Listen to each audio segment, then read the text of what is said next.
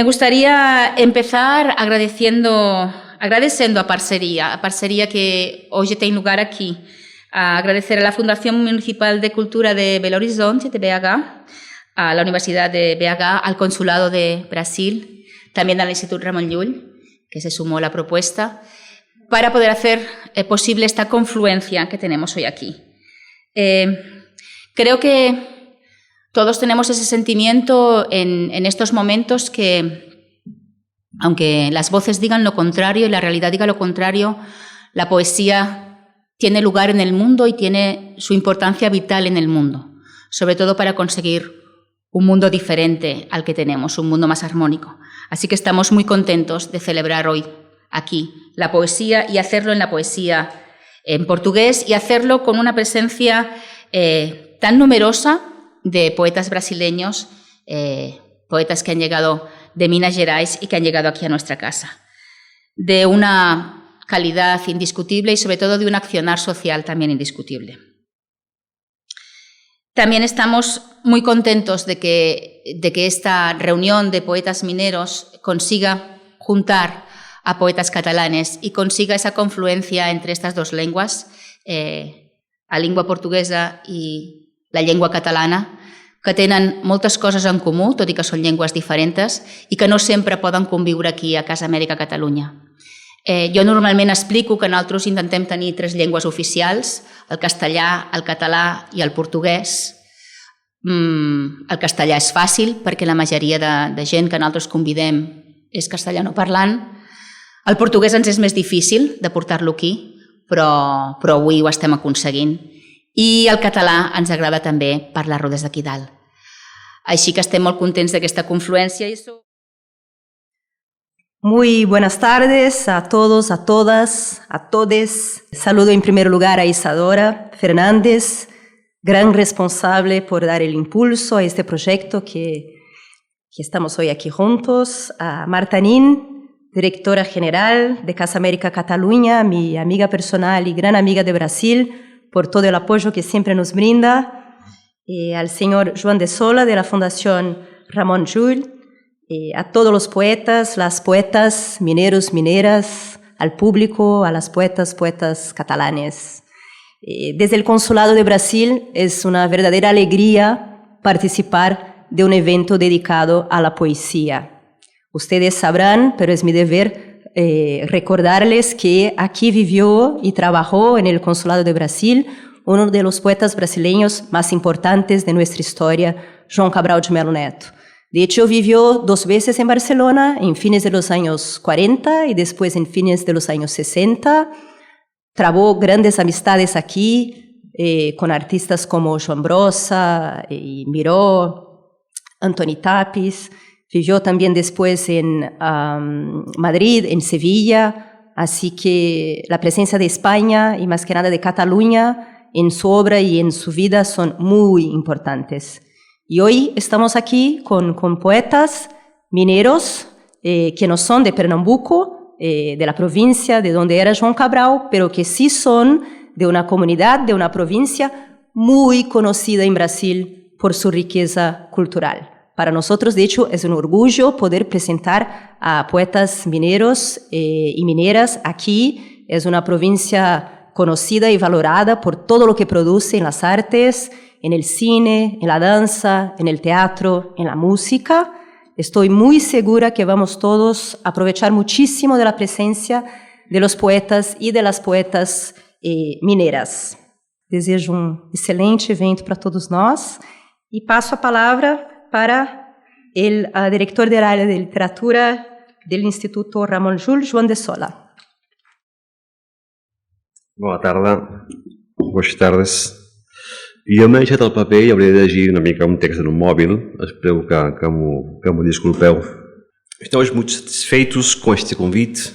Estamos muito gratos ao Consulado, à Isadora e à Casa Amèrica por nos terem levado em consideração. Carlos Drummond de Andrade va deixar escrit en alguna banda que als éssers humans ens iguala el dolor i ens fa diversos l'alegria. No sé si és del tot cert, però sí tinc clara una cosa. És una d'aquelles sentències, pregones i essencials per fer que ens aturem a pensar. El món no ha estat mai un espai amable per al pensament, no cal dir-ho, i tampoc per la paraula. Com més va, més arraconada a la nostra societat. Potser la poesia, des del seu naixement fa més de 4.000 anys, ha estat l'últim reducte d'aquesta conjunció entre paraula i pensament. Per això, quan va sorgir la possibilitat de col·laborar en aquestes confluències poètiques i fer que poetes de les Minas Gerais i de Catalunya dialoguessin en el si d'una llarga i fructífera tradició d'intercanvi, no ens ho vam haver de pensar gaire. Poder seguir la veu i la paraula a tota una constel·lació de poetes brasilers i catalans amb totes les seves afinitats i la diversitat de generacions i propostes estètiques és la millor manera de promoure un cop més la conversa pública, la traducció i la diplomàcia cultural. I no volia deixar de fer esment en aquests temps que corren, que són tan obscurs, aquell vers meravellós de Hölderlin, a Pan i vi, que es pregunta per què poetes en temps de misèria, i em sembla que avui, demà i demà passat tindrem ocasió de saber-ne la resposta. Gràcies. Isadora, quan vulguis.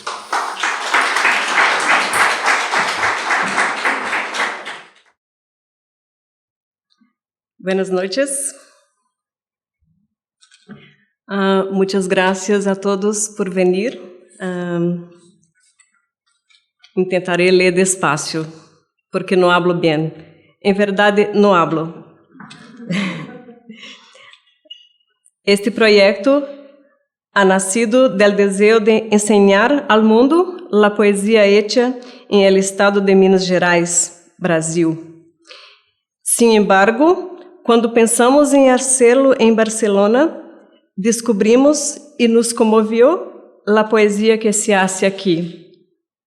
Así, en los últimos 6 meses, mucha gente se ha unido para ensinar en Cataluña la poesía de Minas Gerais y para ensinar a Minas Gerais la poesía hecha en Cataluña. Es a estas personas y a las instituciones que representan a quienes agradezco. Em nome de todo o equipo do projeto Confluências Poéticas, quero agradecer à Casa América de Catalunha por sua acolhida, apoio e dedicação a nosso projeto. Muitas graças a Marta Nin e todo o seu equipo. Agradeço ao Consulado do Brasil em Barcelona, a la cônsul adjunta Vanessa Dolce de Faria, e a todo seu equipo que nos ha dado todo o apoio e ha mediado nossas conversações com Casa América. Agradeço também a Edgar Cabral Cardoso, também membro da diplomacia brasileira, que há quase 2 anos iniciou a conversação com Casa América. Agradeço ao Instituto Ramon Llull, através de seu diretor, João de Solá, por ajudar-nos em la construção desse projeto e também por ensinar-nos a riqueza de la língua e la cultura catalanas. Agradeço à Universidade Autônoma de Barcelona, em nome de los professores Nazi Ahmed Khan e Priscila Lopes del Rey. Muitas graças por seu apoio. Em nome de toda a equipe, agradeço ao Ayuntamiento de Belo Horizonte, Prefeitura Municipal de Belo Horizonte, que através da Lei de Incentivo à Cultura Municipal, hizo possível a produção deste projeto. Agradeço a nosso patrocinador fiscal, Centro Universitário UniBH. Estou especialmente agradecida a 3 pessoas que me deram a mano durante a produção deste projeto. Julia Flori, responsável do Departamento de Literatura do Instituto Ramon Llull, Victor Treter Pereira, muitas graças, responsável do setor cultural e educativo do Consulado de Brasil em Barcelona, e Cristina Osorno, responsável do setor de literatura em Casa América. Muitas graças por tudo. Agradeço a todos os poetas brasileiros e catalanes, e também a los mediadores que aceptaram esta invitação e que desde hoy serão a luz e a palavra de estas confluências. Agradeço ao equipo que estuve comigo em Brasil e também em Barcelona durante a produção, a nossas tradutoras Andrea Moroni e Luciana Castelo Branco, a la produtora local Daniela Fabiano, ao equipo de comunicação de Casa América, Ana Vasque e Joseph Villa, e a todos que contribuíram à la construção desse projeto. Finalmente, agradeço a Renato Negrão, também curador deste projeto, que caminha comigo desde 2017 em la búsqueda de novos espaços para a difusão da literatura brasileira. É uma alegria para nós outros estar aqui e fazer um projeto de poesia em este momento em que o Brasil vive uma das piores etapas de sua história. Este é um ato de resistência para nós outros, porque assim lutamos em Brasil, através de nossa literatura, de nosso teatro, de nossas películas, de todas nossas manifestações artísticas, incluso através de nosso carnaval. A rica cultura brasileira ha sido destroçada em los últimos 4 anos. Pero aún resistimos e seguiremos resistindo.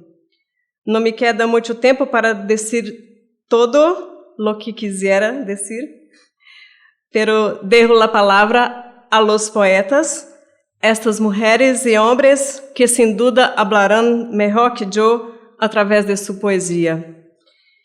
E com grande alegria invito a um dos mais grandes poetas vivos de Brasil para dar início oficial a este evento, Ricardo Aleixo.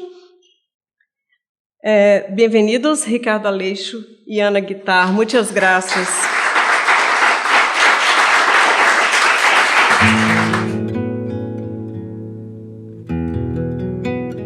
Buenas tardes. Antes de nada quería disculparme porque no hablo portugués. Me gustaría mucho, intentaré poner remedio para las próximas confluencias, pero para esta ya no me ha dado tiempo. Es un placer estar aquí y poder conversar con un poeta como Ricardo Aleixo. Obrigada. Ricardo, cuando estaba preparando esta conversación contigo, encontramos una definición con Cristina y con Isadora, que Cristina me decía, me gusta mucho y creo que se identifica mucho realmente con quién es él. Y es una que dice que Ricardo Aleixo no es uno, sino varios. ¿Es así? Ricardo Aleixo é muitos, como me parece que todos os poetas são muitos. E todas as poetas também são muitas. E não precisamos evocar talvez o exemplo mais conhecido da poesia mundial, que é Fernando Pessoa, que criou os seus heterônimos. De algum modo, todo poeta trabalha em mais de um registro, explora multiplicidades de linguagens. O que ocorre comigo é que cada livro meu que eu releio, e eu não faço isso muito habitualmente, me dá a sensação de que são vários os poetas ali. Não é um bom caminho procurar aquilo que é chamado de unidade poética no que eu faço. E eu assumo isso como um valor afirmativo e parece que não estou errado, porque ninguém me impediu de fazer o que eu faço até hoje. E isso passou a ser um traço, uma característica da poesia que eu faço hoje e será da poesia que eu farei ainda enquanto vida estiver. Me decías que tú mezclas trabajas con diversos registros. Yo quería empezar, si te parece, por la palabra, porque la encontraba en un poema que hablaba de tu madre, en la que hablabas de tu madre, en el poema creo que se llama Palabrear, no sé si lo estoy diciendo bien. Palabrear, en el que explicas que tu madre te explicó la importancia que tenían las palabras, la importancia de usarlas bien. Y en otro sitio leía que decías que por el sitio donde creciste, el sitio donde naciste, enseguida te diste cuenta que las palabras no eran un privilegio, sino que en tu caso eran un derecho. Sim, minha mãe me deu ao mundo e, sem ter mais o que me dar, me ensinou a jogar palavra no vento para ela voar. Com efeito, eu passei a gostar da arte da palavra, e não só da poesia, mas da literatura de modo geral, da canção popular, que é muito rica no Brasil, dos textos dramatúrgicos, enfim, desde muito pequeno. E não só na escola. A escola talvez tenha feito mais para que eu me afastasse da literatura e da poesia do que propriamente. Sim. Tanto que há algo que as pessoas tomam como anedota, mas que é um fato. Eu abandonei a escola para ter tempo de estudar. Então eu sabia que meu destino era ligado à palavra poética e às suas confluências todas possíveis. E com 18 anos eu comuniquei a minha mãe, a meu pai e a minha irmã que está ali, que a partir daquele momento em que eu já sabia que queria ser poeta, eu dedicaria todos os dias da minha vida a estudar tudo de que eu precisava para ser um bom poeta. Eu apresentei um plano ambiciosíssimo, que envolvia estudo não só da literatura, teoria da literatura, poética, semiótica, história, antropologia, filosofia, arquitetura, música e o que sei eu. E cumpro isso até hoje. E faço isso sempre com uma alegria maior, falo disso em público com uma alegria cada vez maior, porque eu venho de uma família muito rica, riquíssima mesmo, que só não tinha dinheiro. É daí que eu extraio essa conclusão de que a palavra precisa ser tratada como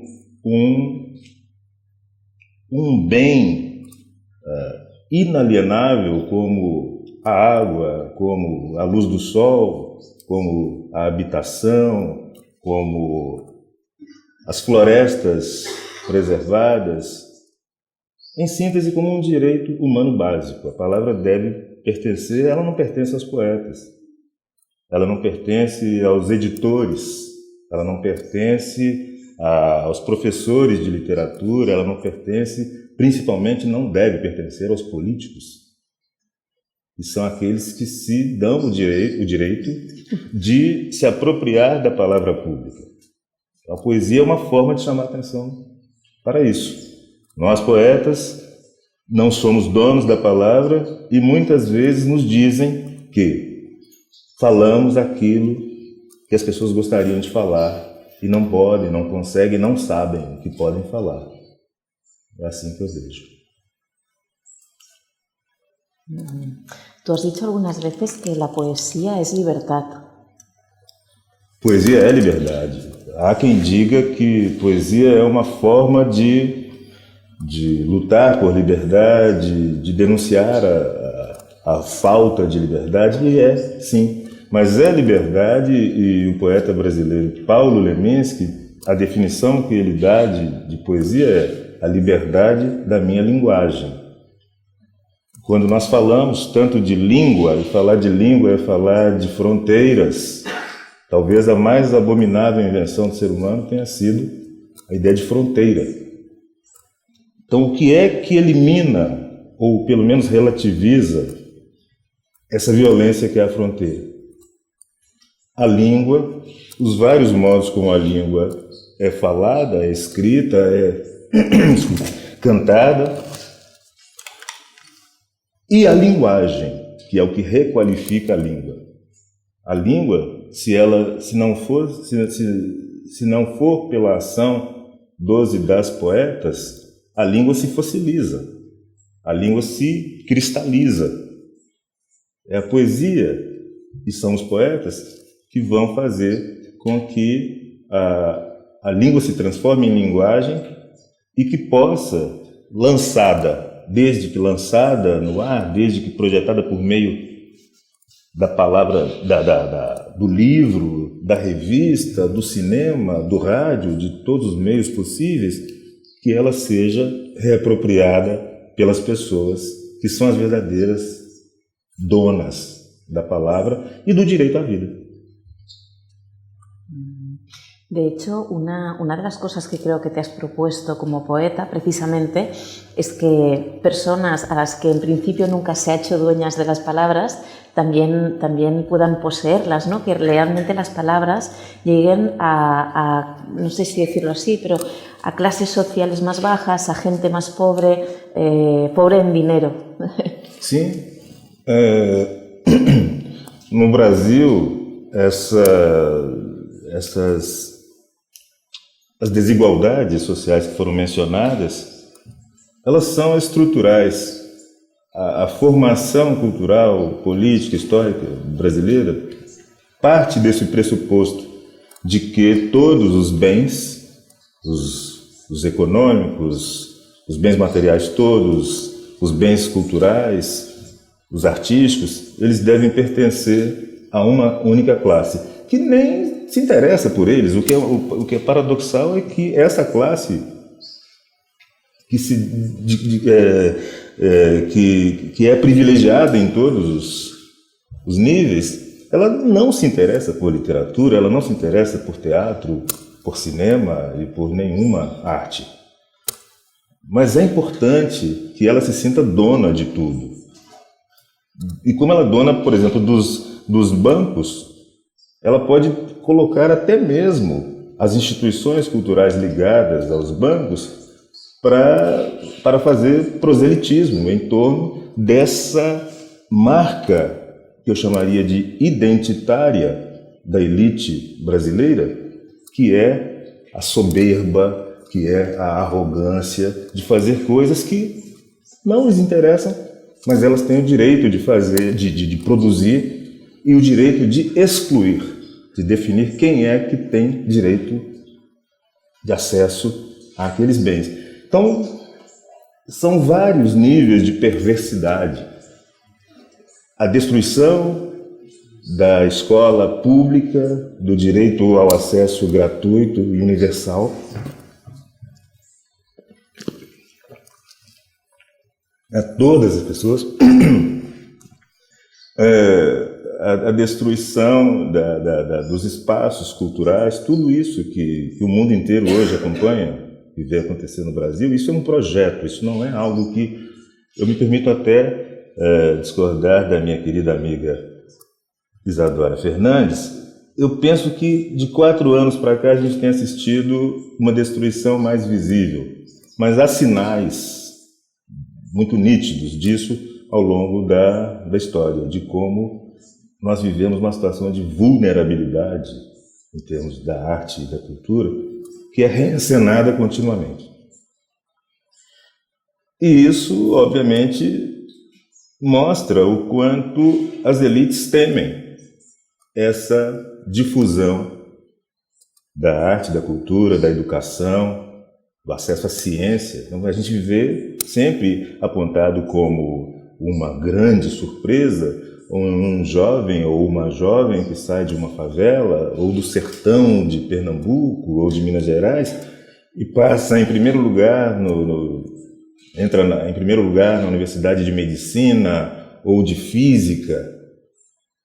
Será que só uma dentre milhares de pessoas, milhões de pessoas, dessas pessoas mais pobres, é que tem inteligência suficiente para cursar medicina, para cursar música, arquitetura? Não. Essa pessoa, ela escapou das fronteiras que foram colocadas diante dela, das barreiras, para que ela nem mesmo pudesse imaginar que existem essas possibilidades de mobilidade social. E é contra isso que eu me coloco todo o tempo, porque eu venho também desse setor e faço questão de falar da família da qual eu venho exatamente como negação de que é um ou outro. Meu pai era cinéfilo, meu pai era um grande leitor, meu pai tornou-se poeta na maturidade, minha mãe cantava muito bem, minha mãe escrevia também. Então, acho que há outros grupos familiares como aquele de onde eu vim, que tem essas mesmas potencialidades e a quem são negados todos os direitos, todos. Ahora, cuando hablabas de tu familia y cuando has hecho referencia a las cosas que pasaban en el pasado, que se han ido como perpetuando, me has hecho pensar en un poema tuyo, no sé si se llama Álbum de Familia, en el que llegas a un padre al que le gusta mucho el cine, un abuelo que creo que era minero, un bisabuelo, no recuerdo qué era, y el anterior era esclavo de confianza. Esclavo de confianza. Esclavo de confianza. Tú vas al pasado en tus poemas, realmente tratas estas desigualdades, de dónde vienen y cómo son y por qué son y cómo se perpetúan, ¿no? Uma questão muito importante para mim é que eu não lido com a noção de temporalidade linear, passado, presente e futuro. Como um africano que vive fora da África, o que me interessa é o tempo circular. É algo que se expressa magistralmente num oriki. Os orikis são cânticos de saudação e louvor da cultura iorubá. E se diz do orixá Exu, que é o intermediário entre os deuses e entre os deuses e nós humanos, que Exu acertou ontem um pássaro com uma pedra que só hoje atirou. O pássaro foi atingido ontem, mas a pedra só foi tirada hoje. Então isso é todo um fundamento, é toda uma cosmopercepção que orienta não só o meu trabalho poético, mas o meu senso de relação com o cotidiano. Eu moro na mesma casa para onde a minha família se mudou quando eu contava 9 anos. Ali não é passado para mim. Toda a memória da minha família está ali viva, muito viva. Eu tenho sobre o piano a foto da minha mãe com o meu pai. Todas as manhãs eu vou lá dar bom dia para eles. E não tem nada de místico nisso. São presenças vivas para mim. Os álbuns de fotografias, os vídeos que eu fiz e que são nutrientes do meu trabalho criativo, está tudo lá muito intenso. O meu primeiro violão, então não é nada que me leve a olhar para um passado, e sim para algo que me toca, que me mobiliza na direção do aqui e agora e do possível futuro. Sendo que isso é feito com uma máxima consciência ética de me saber até mesmo privilegiado, porque não são todas as pessoas que vêm do lugar social de onde eu venho que podem lidar de forma amorosa com a sua memória, com a memória do grupo ao qual pertence. Então é uma situação bastante privilegiada a minha, e por isso eu me recuso a pensar nesse olhar para aquilo que me formou como um olhar nostálgico. Nostalgia quer dizer dor do passado. Eu não tenho dor nenhuma com relação ao passado. É com muito amor que eu olho para tudo isso e todas essas pessoas que me formaram. Has hablado de música ahora, ha salido esta palabra, tú te planteas mucho la relación entre música y poesía, y creo que cuando tenías 10 o 11 años formaste parte de un grupo musical y que eso fue importante. ¿Sí? Eu canto, bom, desde sempre, todas as pessoas da minha família cantavam muito e eu aprendi formalmente o canto aos 11 anos na escola. Curiosamente, um professor de inglês que nos ensinou um repertório muito vasto, que tinha também canções brasileiras, mas as músicas dos Beatles, Bee Gees e outros grupos pop da época eram presença forte. Isso me leva a pensar que sobre algo que é importante no meu trabalho, que é também a interdisciplinaridade. Eu aprendo música com um professor de inglês e conheço poesia concreta especialmente, nas aulas de matemática. Então isso de matemática. De matemática, e não nas aulas de literatura ou de português. Talvez, agora que estou me dando conta disso, esse apreço que eu tenho pela inter-relação entre as linguagens tenha sido motivado por isso. Um professor de inglês ensinando música, um professor de matemática, ele não ensinava, ele chegava na sala e na classe e lia em voz alta poemas concretos, o que faz com que eu tenha um primeiro contato com a poesia concreta auditivamente. Eu primeiro ouvi poemas concretos, depois eu os li. Então, essa dimensão gráfica e visual dos poemas concretos, ela me chegou como se fosse já a tradução para o âmbito sonoro, como se fosse uma partitura, os poemas como uma partitura.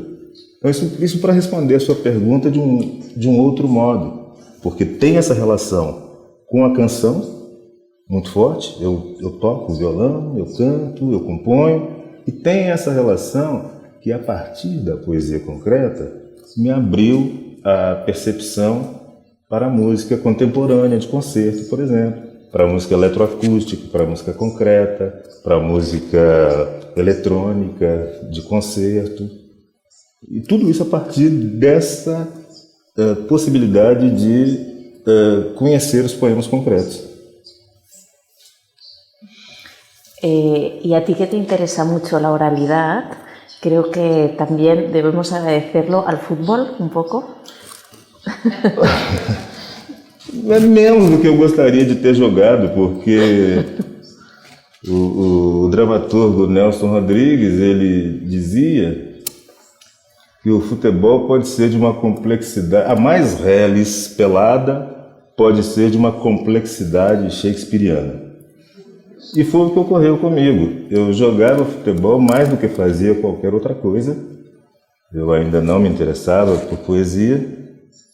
Quando, numa reles pelada, no dia 18 de novembro de 1978, eu havia completado 18 anos, jogando com os amigos, eu fui atingido por uma bola no olho direito, que me levou a ser submetido a 5 cirurgias entre os 18 e os 21 anos, e eu não pude mais jogar futebol, nunca mais joguei. E aí que a poesia apareceu. Foi aí que a poesia apareceu. E olha que eu jogava muito bem. Sim. É importante deixar a modéstia de lado e dizer que eu jogava muito bem.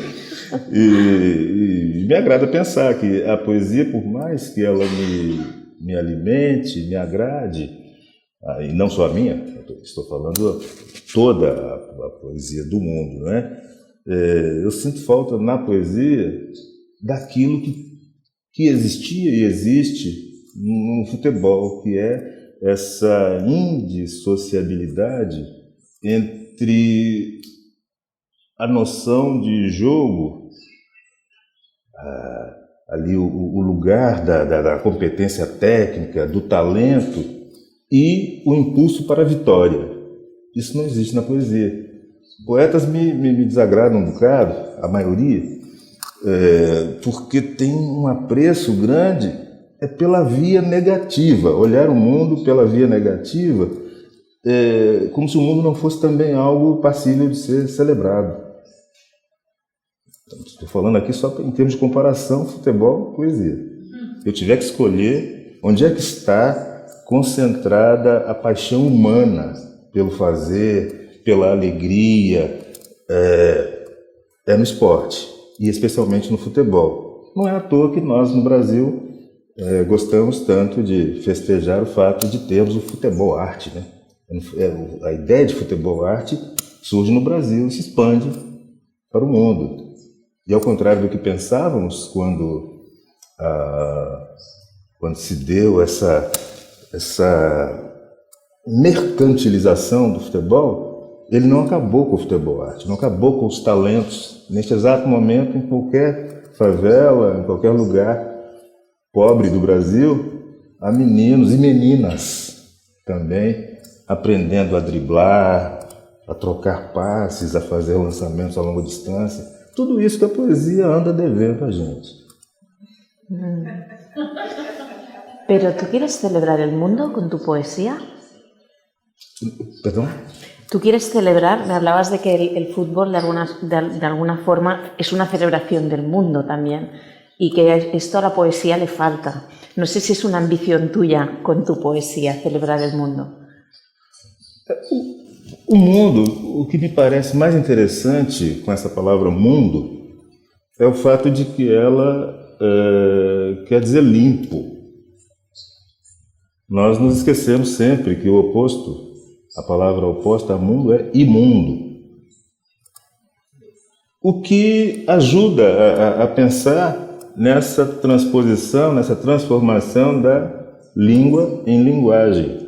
Linguagem me parece, olhando por esse ângulo, um modo de limpar o mundo, mesmo que o tema do poema sejam as dores do mundo, aquilo que de mais perverso e horroroso o mundo é capaz de gerar. Mas o mundo, esse mesmo mundo que gera e tolera perversidades, vilezas, crueldades sem fim, é o único mundo conhecido em que existe a palavra poética. Lidar no âmbito dessa contradição é que me parece ser já em si uma celebração desse mesmo mundo que pode nos oprimir, que pode nos violentar de diferentes formas. Então, cada poema, mesmo o poema mais desprovido daquele talento que eu falei, do drible, dessa habilidade técnica, ele é uma forma de celebrar o mundo e nós que habitamos esse mundo. É o que temos. Habitamos un mundo, y se ha dicho antes, cuando se habla de la situación de Brasil, donde imperan muchas lacras y dos de ellas también se han comentado, y tú hablas de ellas en tu obra, que son el racismo y un machismo absolutamente extremo. Sim, extremos ambos, racismo e machismo, porque estruturais e estruturantes. São inseparáveis da formação da vida brasileira. O modo como o Brasil foi povoado, o modo como a nossa história reedita, reencena situações que julgávamos dadas como historicizadas. Isso tudo é reencenado com muito maior violência, vários níveis de violência. Há um empenho muito grande em renovar o estoque de violências. Hoje, por exemplo, nós não temos formalmente a censura às artes, mas temos a censura econômica, que inviabiliza que quem deseja viver de arte não consiga fazê-lo com dignidade. É uma forma de censura. As prisões arbitrárias, diferentemente do que acontecia na última ditadura, que assumiu ser uma ditadura, a ditadura civil-militar dos anos 1964 a 1985, ela explicitava a violência física, o desaparecimento de opositores do regime, as torturas. E nós, brasileiros, de um modo mais do que otimista, ingênuo, acreditamos em 1985, a partir de 1985, que estávamos dando início a uma redemocratização. Essa palavra é muito ingênua. Redemocratizar, como se nunca houve democracia no Brasil? A crença no poder mágico de certas palavras produz monstros. E o monstro está diante de nós hoje. Por quê? Não temos mais tortura política. Como não temos? O que fazem as mães de jovens negros no Rio de Janeiro e em outras cidades se não denunciar a violência policial? Não é o atual ocupante do Palácio do Planalto que vai bater na porta das casas para sequestrar as crianças e adolescentes e jovens. As polícias associadas às milícias e com o silêncio retumbante da sociedade brasileira é que faz isso.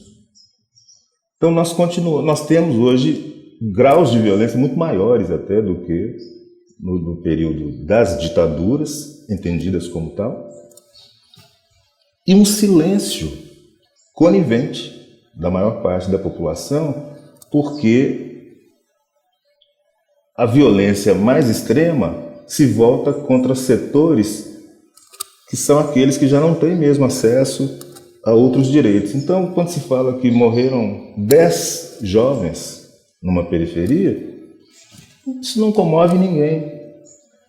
As mulheres que são violentadas, o número de mulheres que neste exato momento estão sofrendo algum tipo de assédio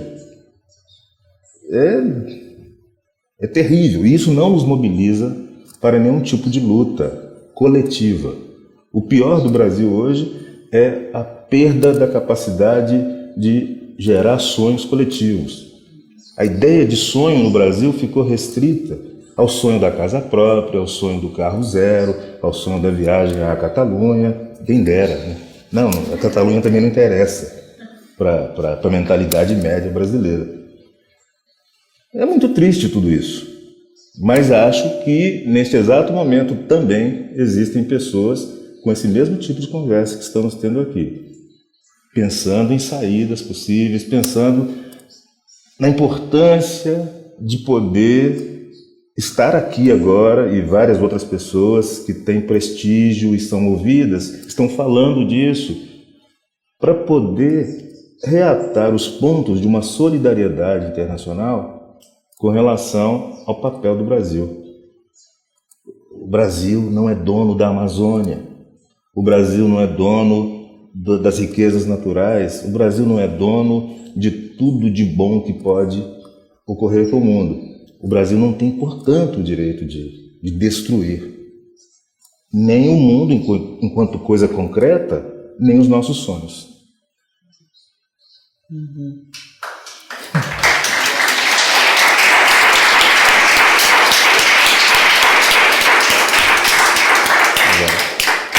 Estaba mirando el reloj porque me han pedido que fuera muy puntual. Eu falo muito. Me da mucha pena porque solo quedan 5 minutos y queríamos abrir la conversación a preguntas. No sé si alguien en la sala quiere hacerle alguna pregunta a Ricardo Aleixo.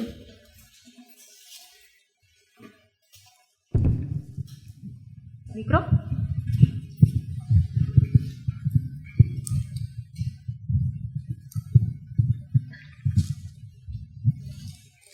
No sé si hay alguna.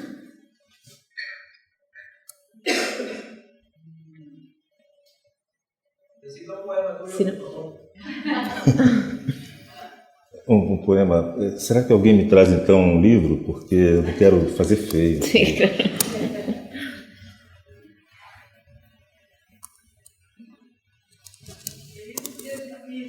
Ah, será que teremos? Ah, eu acho que está aqui. Será que está aqui? Não, queridos dias difíceis, eu acho que está no impossível.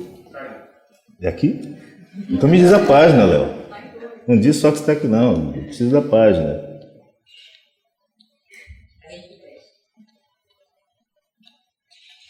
Você tem certeza, Léo, que é aqui? Não, não é não. Não é que não. Eu vou ler outro e fico devendo, queridos dias difíceis.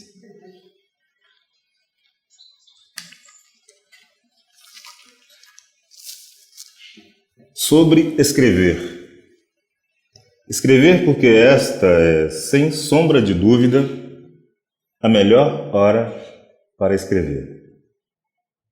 Não escrever porque esta verdade seja dita, é a melhor época para não escrever. Escrever porque esta, convenhamos, não é a melhor ocasião para escrever. Não escrever porque este, antes e acima de tudo, é o melhor turno para não escrever.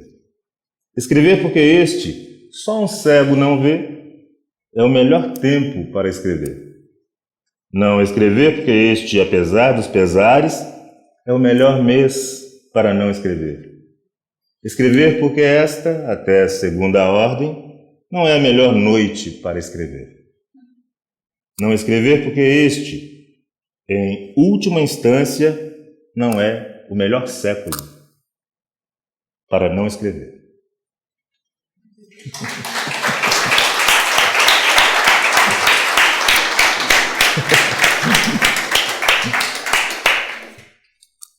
No sé si hay alguna otra petición o alguna pregunta. Hay una aquí delante.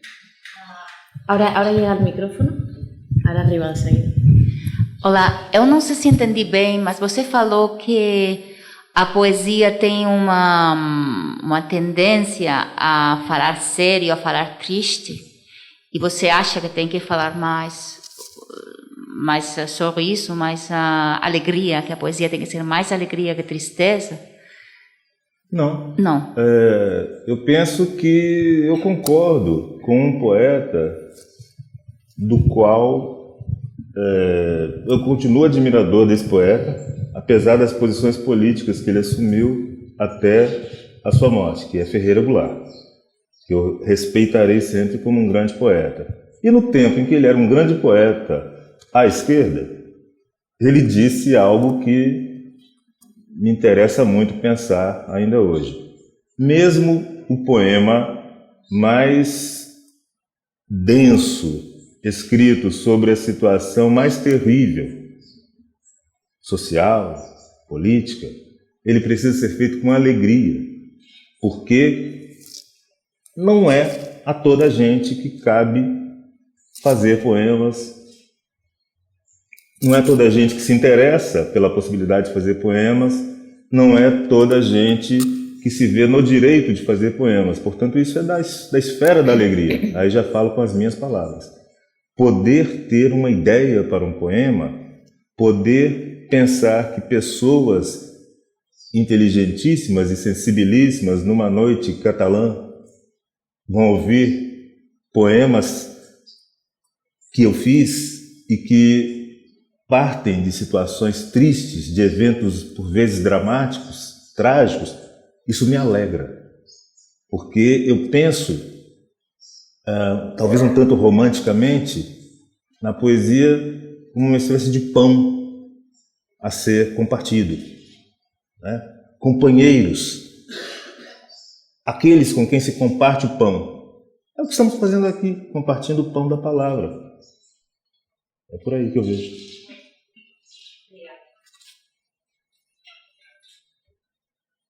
Ahí al fondo creo que hay otra pregunta.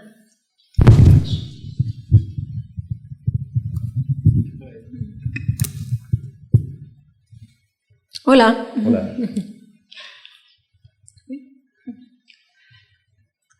Bem, obrigada por ter vindo.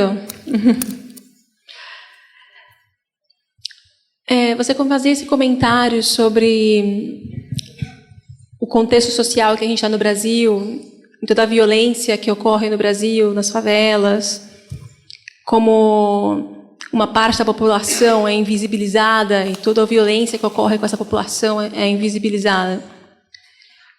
E você poderia compartilhar a tua opinião ou a tua reflexão sobre como isso, né, esse contexto se compara a um contexto que a gente vive hoje aqui na Europa, né, de uma guerra, de um país europeu, em que, apesar de que ocorram coisas muito parecidas, né, no Brasil a cada dia, de morte de pessoas sendo assassinadas, né, tiradas dos seus lares, mortas dentro de suas casas.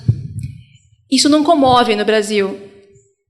E por um outro lado, ver nós brasileiros, né, eu não estou aqui, mas não estou no Brasil, mas sou brasileira, vejo que os brasileiros observam esse contexto na Ucrânia, né, que é um país que está do outro lado do mundo, mas que é de uma população branca, de uma população europeia, né, e que tudo isso parece um grande absurdo, não só para os europeus, mas também para os brasileiros. Então, eu queria saber um pouco qual que é a tua reflexão sobre tudo isso e como que a poesia pode contribuir, de alguma forma, para expandir ou para trazer claridade para esse cenário em que a gente vive no Brasil e também em outros lugares, né? Pode ser aqui na Europa também. Obrigada. Eu agradeço pela pergunta, porque ela ajuda a entender algo que é fundante na minha experiência como poeta, que é, a partir do que escreveu o filósofo Wittgenstein, eu procuro sempre pensar a indissociabilidade entre ética e estética. Bom, isso quer dizer que, se eu faço uso de um bem público, vou me corrigir, eu não faço uso da palavra. Eu considero a palavra um bem público, mas não algo a ser usado, e sim algo com que eu me relaciono. Eu quero ter a pretensão de que a circulação de pessoas negras como eu, pelo mundo, pelo Brasil e pelo mundo, num contexto em que a nossa presença era mínima, já é uma forma de chamar a atenção para algo que não está bem. Se demoramos tantos anos para conhecer alguém como o Ricardo Aleixo, que pode viajar por vários países, que publica livros, que recebe prêmios, que vive, principalmente que sobrevive do que faz, é que algo está muito errado. Estamos falando do país, do Brasil, em que, na virada do século XIX para o século XX, dos 4 grandes nomes da nossa literatura, Euclides da Cunha, Machado de Assis, Lima Barreto e Cruz de Souza, 3 eram negros. Essa é a pergunta que eu gosto de fazer sempre, e é muito bom fazê-la fora do Brasil. O que é que acontece para que a sociedade brasileira, para que o mundo literário brasileiro, o sistema cultural brasileiro, em apenas 4 décadas, consiga produzir o vexame que foi a visita do filósofo Jean-Paul Sartre, nos anos 40, ao Brasil, passou por diversos estados, inclusive pela minha cidade, Belo Horizonte, e, diante da intelectualidade carioca que foi recepcioná-lo, ele pergunta: onde estão os negros? E a resposta é: não há muitos escritores negros. Então, o Brasil consegue produzir o melhor de sua literatura no século XIX por mãos negras e consegue fazer com que eles desapareçam. Seja fisicamente, o Brasil assassinou João da Cruz de Souza, o maior poeta simbolista brasileiro, que vai morrer no interior de Minas Gerais.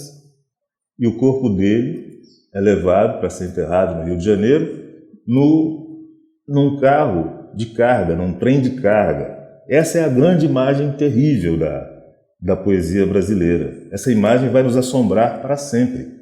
Nós condenamos nossos poetas à miséria e à loucura. Então, eu estar aqui, nem miserável, nem louco, já é uma forma de dizer: se o Ricardo não é tão único assim, se é certo que houve outras pessoas negras, homens e mulheres, que fizeram o seu melhor pela poesia, pela literatura, pela música, pela política, pela filosofia, pela arquitetura, tem algo errado. Então, para sintetizar, fazemos muito. Eu visito presídios, eu cedo poemas para que as pessoas participem de manifestações, mas acho que o mais importante que eu faço hoje é trazer o meu corpo, é trazer a minha voz, que é de pessoa negra, é voz de sobrevivente. Eu não estou aqui para mostrar nenhum tipo de fortuna pessoal. Estou aqui para mostrar que sou um sobrevivente e que a minha condição de poeta e de intelectual não me protege de eventuais violências, seja da polícia, seja dos outros âmbitos de poder.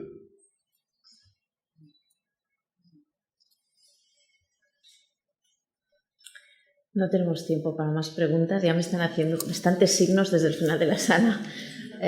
Muchísimas gracias, muchas gracias, obrigada. Vuelve, por favor, porque me gustaría hablar mucho más rato contigo, o sea que pediré que os hagan volver pronto. Muchas gracias. Que agradeço eu, foi um prazer falar com você.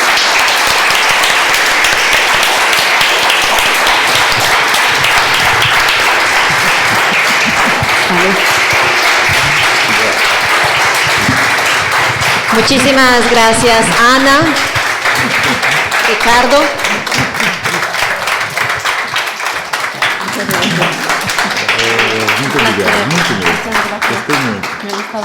Muchísimas gracias, Ana y Ricardo. Tenemos 5 minutos para hacer un pequeño cambio de escenario y convidar al segundo conversatorio de la tarde, que lo tendremos moderado por Miriam Cano, y participarán Ana Elisa Ribeiro y Renato Negrao. Entonces, nada, nos dan 5 minutos para colocarles el micrófono, cambiar un poquito aquí, y aquí continuamos.